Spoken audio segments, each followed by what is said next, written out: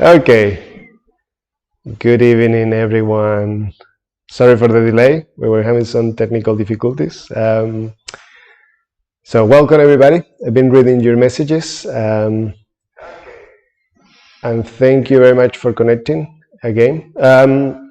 So I'm just going to introduce tonight because we are over 7:30. And what I was saying is that we're going to be marking tonight, in a way, a celebration of our lineage, our legacy.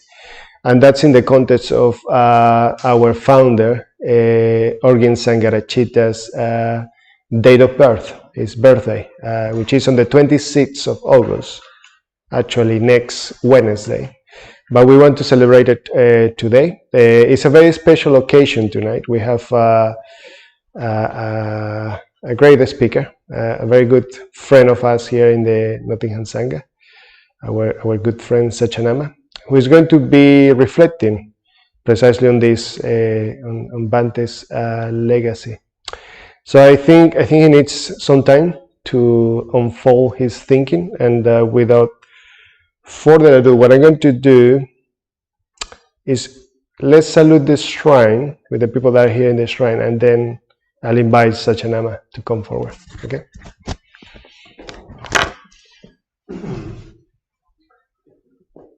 Namo Buddhaya.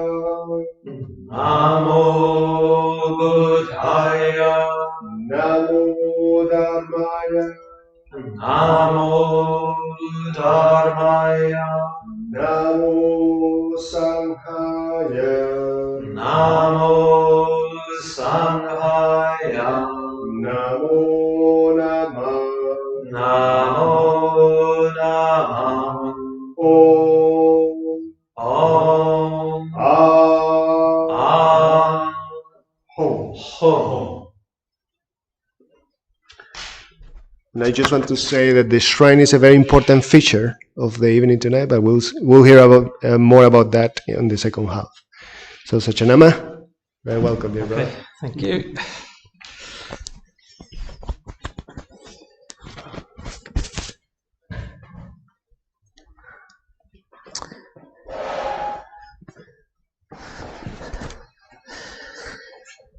Okay, yes, so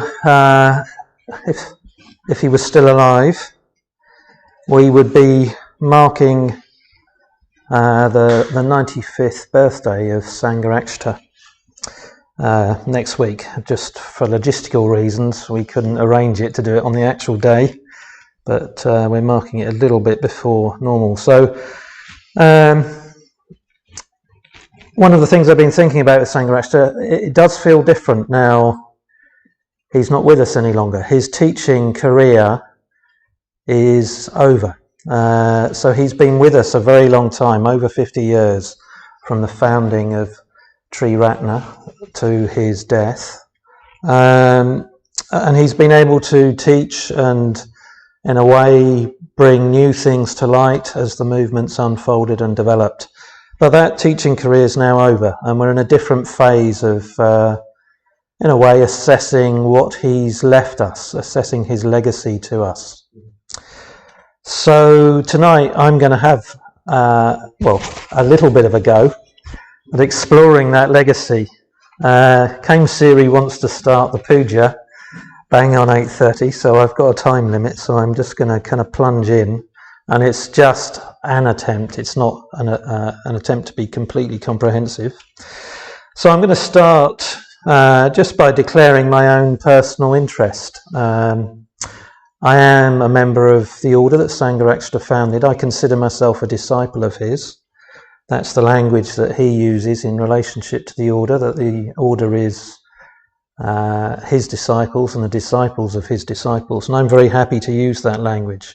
I'm actually going to go a stage further. I consider him to be my master in spiritual terms. I think of him as my master. I have a lineage that sort of makes sense to me, which comes from Amida Buddha, who's the kind of Buddha in Dharmakaya form, then Shakyamuni Buddha, the historical Buddha, Then Shinran, a particular Japanese Pure Land teacher who I derive great inspiration from. And then Sangha, who's the person I've discovered all of those others through. And yeah, basically pretty much everything I've learned about the Dharma has come in one way or another from Sangha. So I do feel a very strong personal connection with him, and in a way a great debt of gratitude for what he's given me. But in order to appraise his teaching, and in a way give it something of an appraisal of him, albeit a very brief one, I think it is important to acknowledge that there are difficulties in his legacy.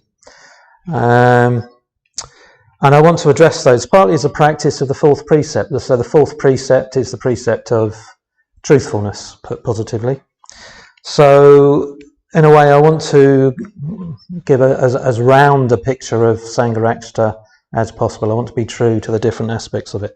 And to do that, I'm going to talk about two of the areas that have been problematic in his legacy to us. It's still showing signs saying you need to change the video resolution. Is that okay? So there are two areas that cause issues in a way, understandably, for many people in relation to Sangha. So I want to talk a bit about them first, and then I want to go on to I want to say some things about his character, and then also give an appraisal of what he's left us in terms of his teaching. So the first issue I want to talk about is probably the most obvious one, which is his sexual activity. So for some people, I'm imagining everybody who's watching this knows that he was sexually active in a period of his life. If you don't, well, it's you're going to be hearing this for the first time. So I'm just going to start with a few simple facts just to get clear about what we're talking about. So Sangha was a monk for 20 or so years. When he came back to the West in the 60s, he was in his 40s. As far as we're aware, he hadn't had sexual relations before that. Came back to the great time of sexual experimentation. And during the 1970s and early 80s, he had sexual relationships with a reasonable number of his disciples, people that he had ordained. These are all adult men. It's not children. There's never been any hint of illegality about it. Munisha, who's the safeguarding officer for Tri Ratna, did talk to the police about it. The police didn't express any interest in bringing any criminal charges against him. So we're in this area of influence, a grey area of influence. It's when a therapist has a sexual relationship with their client, or a doctor with their patient, or a teacher with their student, or in this case, a spiritual teacher and their disciple. It's where somebody has influence over the other person, and there is sexual relationship takes place within that. That's the simple facts. There's lots of interpretation of what went on and different views around all of that.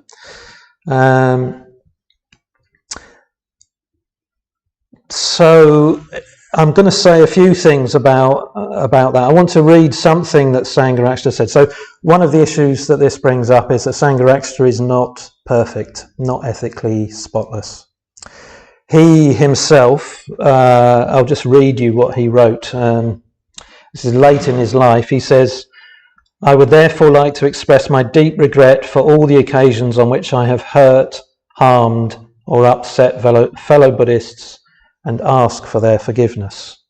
And then there's a clarification of this, where he says, Sangha has confirmed that his apology extends to anyone that he has harmed in any way at all, including those who were Buddhists at the time, if not now, and their non-Buddhist family and friends. He further wishes to make it clear that his statement was a confession. So Sangha himself acknowledges unskillfulness. He doesn't explicitly name the sexual unskillfulness in that statement. It's a public statement. He's in some ways a sort of a private man. He's not prone to speak about those things publicly in quite that way. But he does acknowledge that he's caused harm to others. So clearly he acknowledges a certain unskillfulness in his own actions. So if we come to Sangha looking for ethical purity or some kind of perfection, when you hear about this, it can be difficult. People can feel let down in some sort of way. So I just want to say a little bit about this area generally, about kind of holding moral ambiguity. This is something I don't think we're very good at in our society generally. So there are a few things that we can slip into here. It's very easy if we've come across Triratna, we come across Sangha teachings, we've kind of appreciated them, gained benefit from them, to want him to be perfect. And then when you hear that he was sexually active with some of his disciples, you can move to a state where you want to diss him or bring him down or distance yourself from his teachings. Yeah. So there is a whole tendency in our culture, the trial by social media. I mean, this didn't particularly happen in relation to Sangha, but it happens very quickly and easily now. People can be proven guilty on social media. It's like the law in this country is supposed to be you're innocent to prove guilty. It's almost like these days you can be proved guilty on social media. And there's a whole thing about virtue signalling that goes on. There's all these kind of contemporary attitudes. In a way, this all came out just recently with the Black Lives Matter movement, and talk about bringing Churchill's statue down in Whitehall. So Churchill is another of these characters. He's upheld as the great hero in a famous Radio 4 poll. He was voted as the greatest Briton of all time. He's a very ambiguous figure, though, when you start to read more about him. Clearly had very racist views, certainly towards Indians. And there's quite strong evidence that he was involved in decisions that led to the Bengal, or that contributed to the Bengal famine, which led to over 1 million, maybe more than 2 million people dying during the Second World War. So at the time that he was, in a way, being the great hero, standing up to the Nazi aggression, he was also expressing racist sentiments and involved in decisions that led to the deaths of Indians, large numbers of Indians, or at least contributed to those deaths. So, but the debate on social media is very easy just to say either he's a great hero and he's the upstanding figure of English culture and the English nation, or we should tear his statue down and bring him down. It's difficult for us to hold somebody who has both things in them, has great qualities, very noble qualities, achieves great things, and is also morally ambiguous or just unskillful. So in a way, I think we need to learn to do this a bit more. We need to learn to hold moral ambiguity. I'm going to quote that famous Buddhist teacher, who's actually a Christian teacher by the name of Jesus. There's the famous story from the Gospel of John, where these people are about to stone a woman for adultery. And Jesus makes this comment. This is the actual words from the Gospel of John. "He that is without sin among you, let him first cast a stone at her." I think this is brilliantly insightful. He says, he of you who is without sin, let them cast the first stone. So basically he's pointing it right back to you. He's taking the moral lens away from someone else and directing it back to you. This is our principal concern as Buddhists. It's not to blame and find fault with others. It's to examine and reflect on our own ethical shortcomings and do our best to limit or even eradicate those. So I think it's very important to remember that when we're thinking about other people's shortcomings. It's not about letting them off the hook or denying that they did them, but it's not getting into moral outrage when, maybe ourselves are not so pure as we might like to be. I think that's a very, very insightful thing of statement of Jesus's. So there's also the whole thing about, well, if we do move to criticising someone else, particularly someone maybe we've idealised them, maybe we've over-idealised them, and then we criticise them and bring them down to below the level of the earth, as it were. It's this sort of polarising that can go on, over-idealisation and a kind of rather quick flip to damnation in some way. In a way, when we do either of those things, what is that doing for us? It's almost like they can kind of let us off the hook. If we over-idealise someone, they're too kind of far, too perfected. We're not going to achieve that.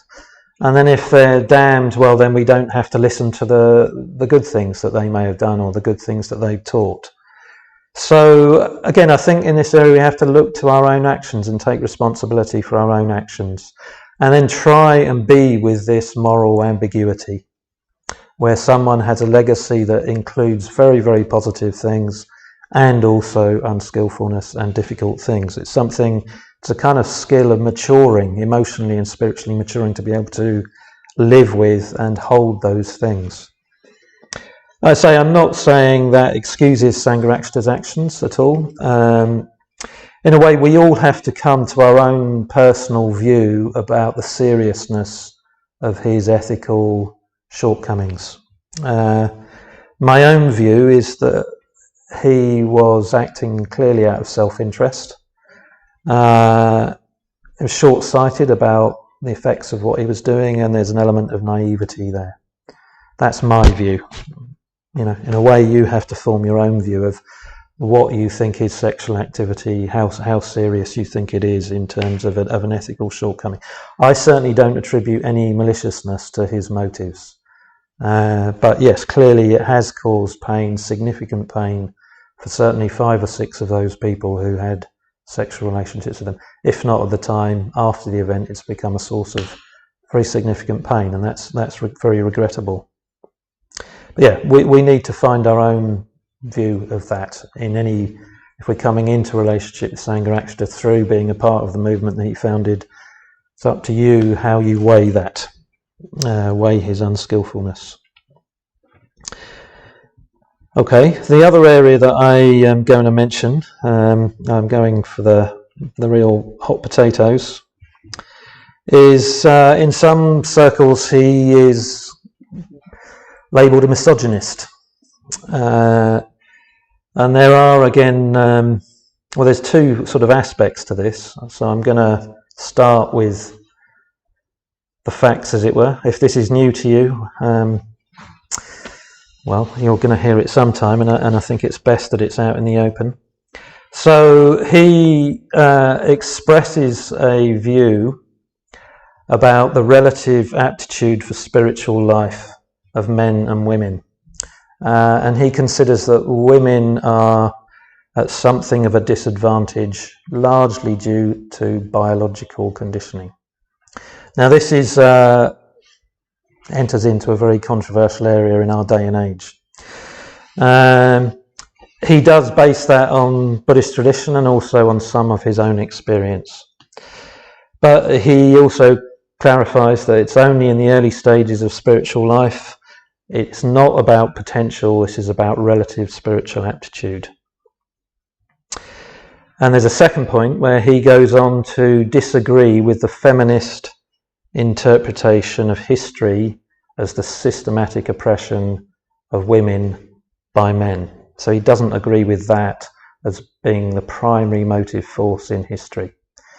That one seems to me straightforward. I mean, there are Marxist interpretations of history that give different motive forces. No doubt there is conflict between men and women. Men have no doubt had the upper hand a lot of the time, but it's not the sole motive force in history. That's what he's saying. So again, these are very contentious topics at the moment. These are up for debate. So I'm going to go on to say, he went on to clarify, this has been a big area of discussion and debate within the order. Many people not happy with it. He goes on to clarify something in a paper called What is the Western Buddhist Order? So this is given to order members, talking to order members. Again, I'm just going to read you what he says.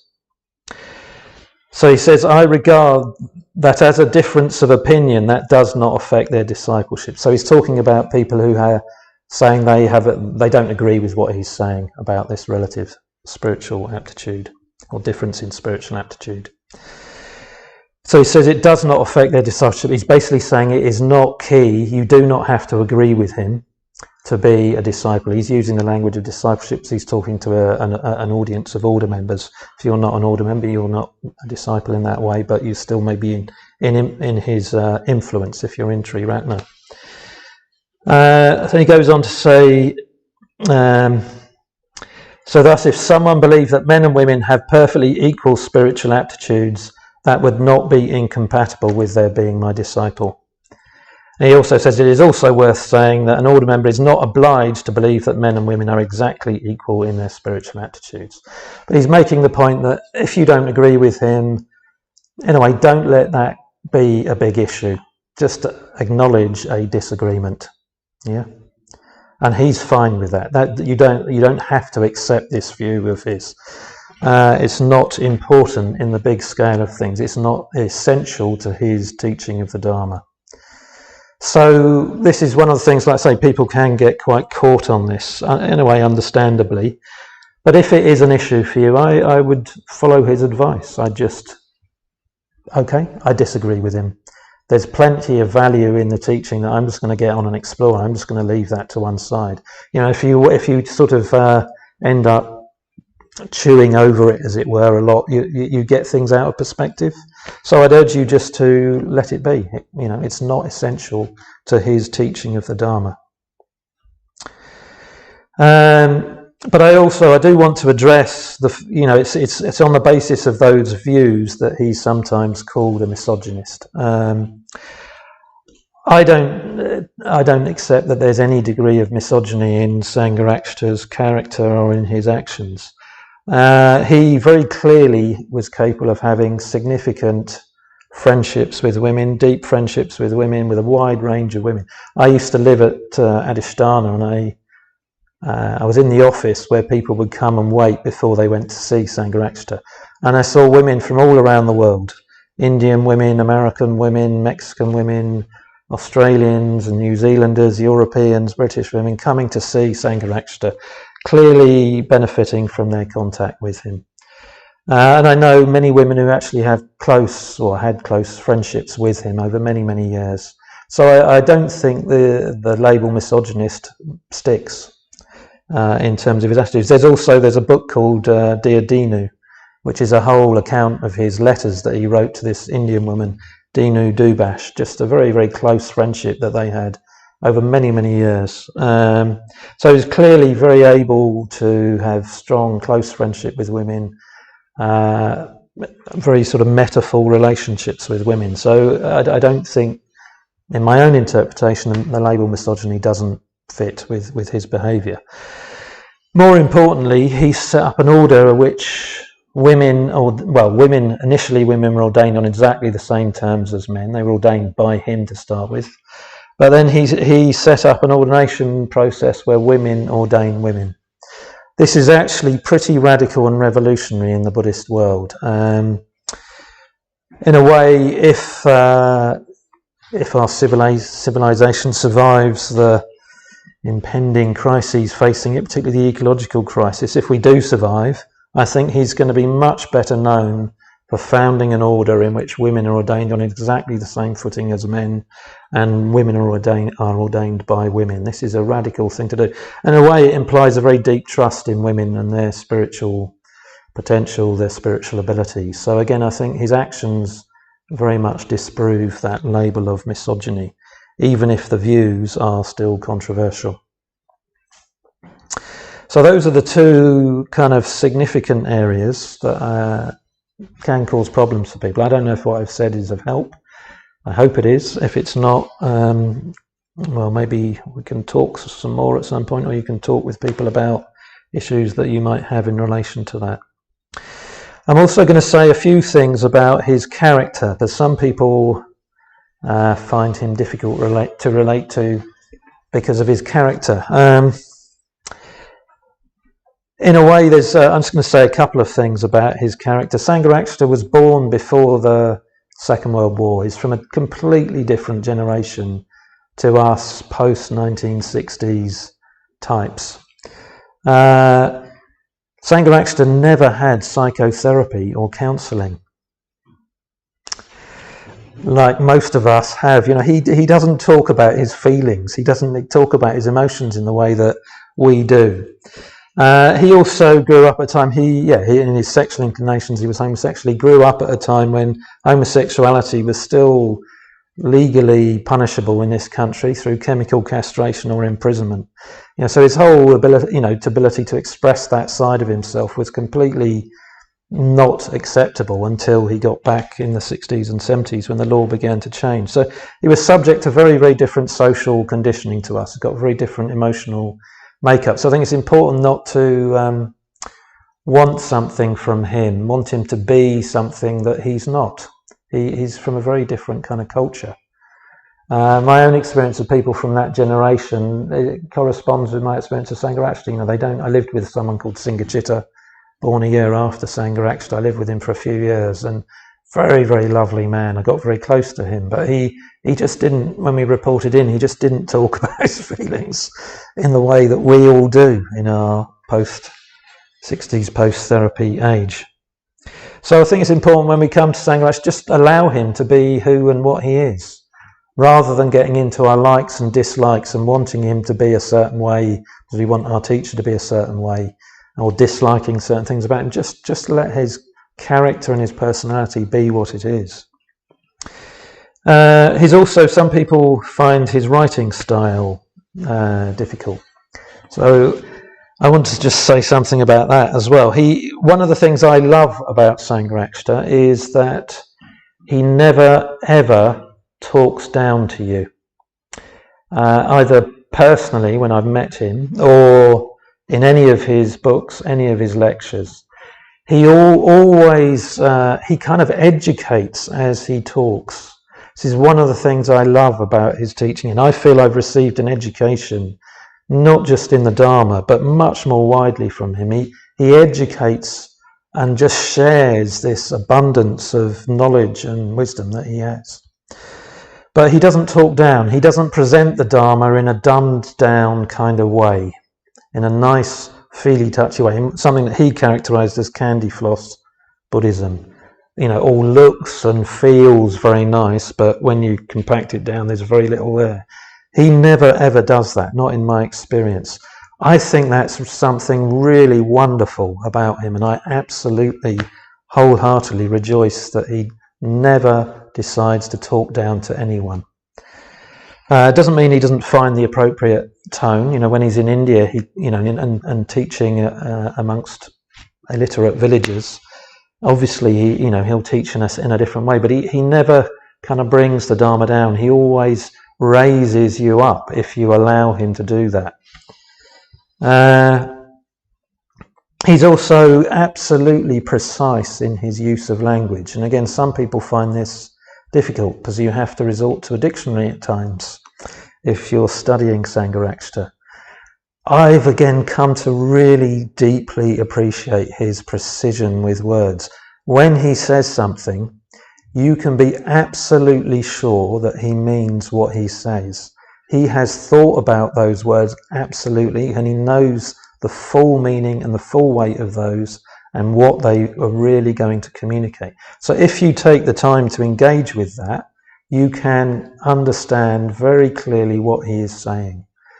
It's a really wonderful, wonderful quality. So you can go back, like even in those two things that I've read about his confession or apology and then confession, and also his writing about where you can disagree with him on his views about aptitude, spiritual aptitude.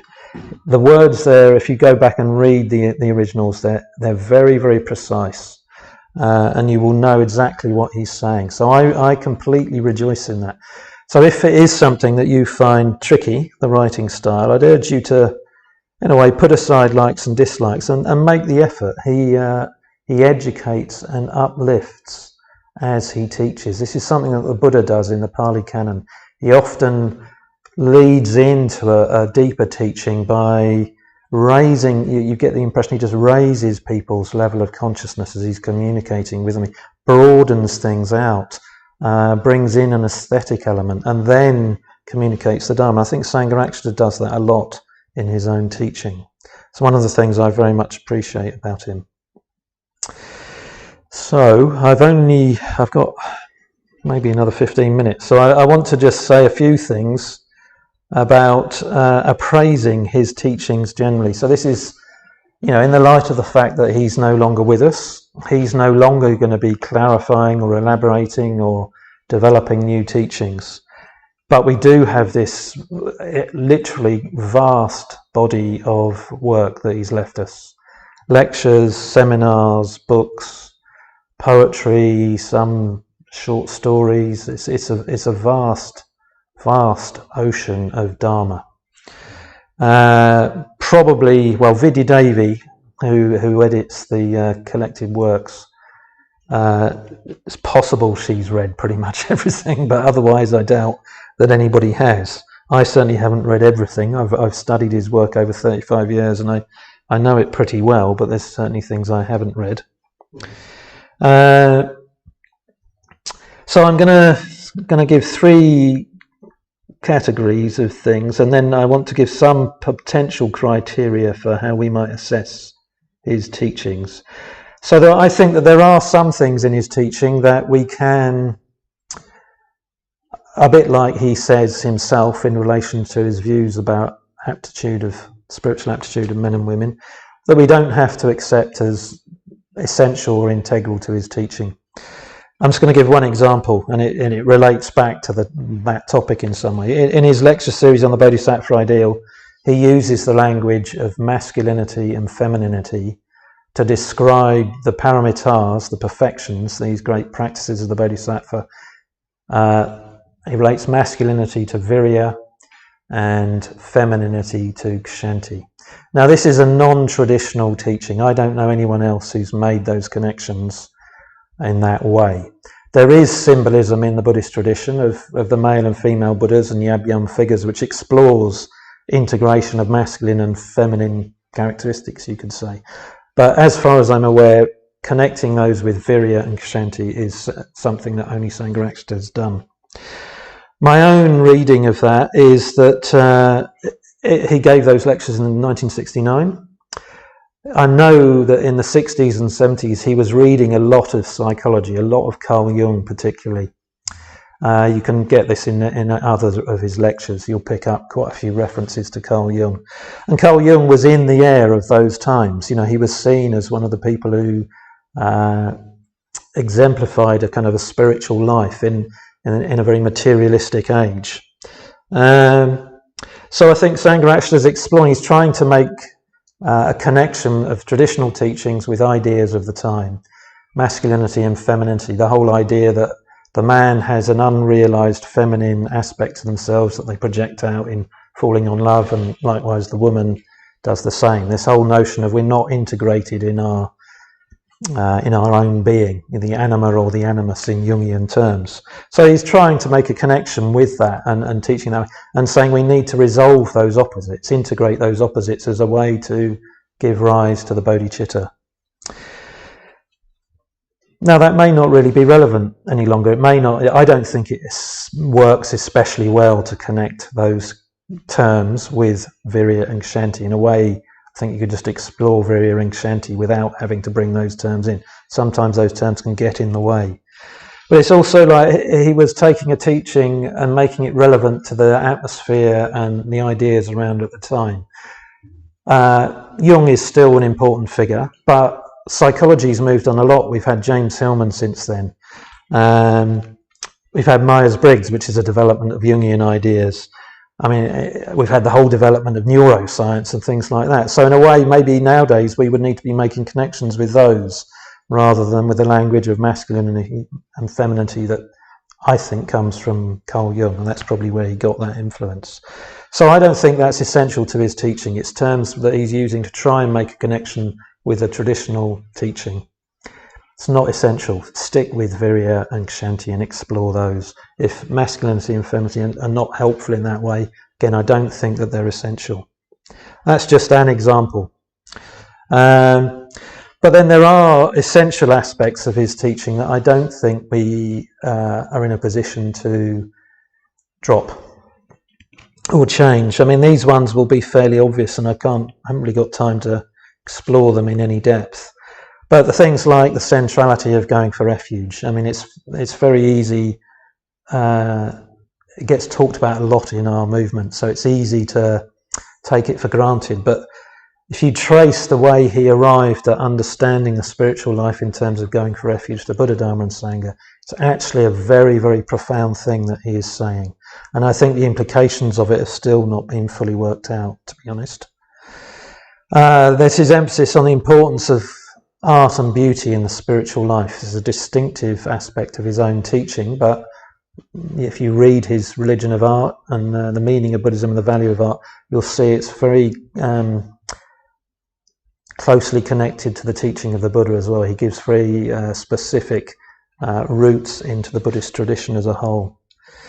In a way, there's also his whole understanding and creation of a meaningful and effective Sangha in the modern world. Brilliant insight into seeing beyond the division in the East between the monks and the laity to something much more primary than that. And this Sangha is alive both in India and in Western conditions. It's a brilliant thing he's done in creating the Sangha that he has. That's not something that is kind of optional or that we can choose to move on from. There's also his whole ability to see the Dharma as a whole. Again, I don't know any Dharma teacher, any contemporary Dharma teacher who knows the Dharma in the range and depth that Sangharakshita does. I think there are contemporary teachers who know their own part of Buddhist tradition very deeply and very well. I don't know of any other contemporary Buddhist teacher that gets the range and breadth and sees the unity and depth of the Buddhist tradition in the way that Sangharakshita does. It's a profound insight that he has into the unity of the Dharma. That's not, again, something to be dismissed or left as being specific to the times in which he taught. He's also given us plenty of teachings that need to be developed much further. Again, I'm just going to name them briefly, really. And these are three that just came to my mind. There may well be more. In the Buddhist tradition, we have termas, or in the Tibetan tradition, you have termas, these hidden texts or hidden teachings of Padmasambhava that are found by later generations. Some of these we need to work out as later generations. We need to develop these teachings. So his teaching on the 5 niyamas as an integrative schema that includes the whole of existence, basically, including the scientific, the psychological, the volitional, and the truly dharmic and transcendental. It's a brilliant, brilliant schema that he's laid out for us, but it's very much just the bare bones of that schema. We've got to work out the implications of all of that. But it is, the more I've thought about that teaching, the more brilliant I think it is that he's taken these terms from early tradition and given them this new and distinctive kind of meaning. It's also his whole teaching on the imaginal faculty. Ties in a little bit with his emphasis on art and beauty, but he's basically suggested that the faculty by which we come to know reality is this, what he calls the imaginal faculty. He's trying to, if I understand him rightly, he's trying to avoid an overly conceptual approach to the Dharma by saying that we have this higher faculty which in a way integrates and transcends both reasoning and emotion, feeling. Again, very, very profound teaching that I think still needs to be absorbed and worked out in much, much greater detail. It's up to us as his still living followers disciples, if we're in the order, or followers, to take that teaching and make it better known and work out its implications. And then he also, just in a little essay that he wrote in the last year or so of his life, he talked about a fourth lakshana. So we usually talk about 3 lakshanas, 3 marks of conditioned existence. So dukkha, anicca, impermanence, and no self or no fixed self. He suggested that there's a 4th lakshana and a 4th doorway to liberation associated with it, which is the lakshana of shubha, or beauty, or ashubha, relative ugliness, and spiritual beauty. Again, this has very profound significance for a whole approach to the Dharma, to be able to see the Dharma in terms of beauty, cultivation, appreciation, development of beauty. That is a new and developmental teaching within the Buddhist tradition. So these are just some of the riches that he's left for us. There's much, much, much to be explored. I was going to suggest some criteria about how we might assess those teachings, but actually I'm not going to go there. I'm just going to finish with 1 or 2 personal stories, just by way of evoking. We're going to be doing a puja in his honour, in his memory. Shortly, Kema Siri is going to introduce some of his poetry in that. But I'll just share a couple of stories, just by way of evoking him as a man. Obviously, if you never met him, you never will now. So there's something about keeping that sense of him as a man alive in some way. So yes, I'll say one thing. I did quite a bit of work on the first version of the Dharma training course for Mitras. I sort of oversaw the development of it in 2007, 8, 9, and as part of that I went to meet him a couple of times to talk through some things in relation to that. And one of the things I had to ask him was about his whole teaching on the higher evolution. Again, this is a language that he developed in the 60s and 70s. There was quite a bit of talk amongst the Mitra conveners about dropping this, thinking it was no longer relevant. And I went along with this view that he'd just used the language of evolution as a skillful means to try and get it across to a modern Western scientific mindset. And I sort of put this to him, and he just looked back at me and he said, no, that's how I experience it. And it was like a depth charge going off. I was coming in with this quite kind of rational approach to things. He just says, I took him to mean that he just experiences life in terms of this evolutionary impulse, and particularly this higher evolutionary impulse. That's his actual experience. That's what he seemed to be saying to me. So there's sometimes when you were with Sangha Extra, sometimes he just felt very ordinary. And times like that, it's a bit like the bottom just drops out of the conversation, and you're sitting with, it felt like I was sitting with somebody of very great depth and profundity, and his experience of the world was just much, much, much deeper than mine. It's quite an experience to have. I'll also just say one other story, and then I'm going to finish, which is, again, around that time he came and led study on Mitra conveners meetings that I was attending, and one of the times he was having lunch with us and I sat next to him at the lunch table. This is after his eyesight had started to deteriorate. He had macular degeneration, so you never quite knew whether he could really see you or not.